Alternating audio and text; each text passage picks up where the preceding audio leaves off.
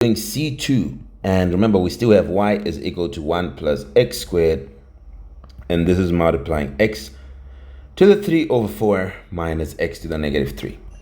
Now we are expanding first, then we differentiate. So this is going to be y is equal to 1 multiplies the of the second bracket. Okay, so we have 1 multiplying x to the 3 over 4 minus x to the negative 3.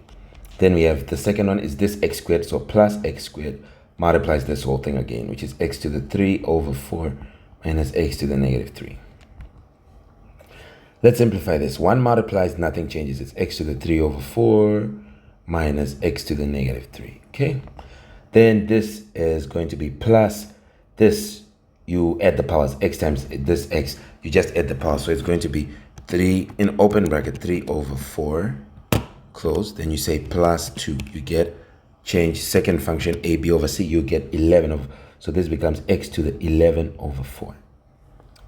Then we have x squared multiplying this, it's going to be negative, then x squared times x to the 3, you just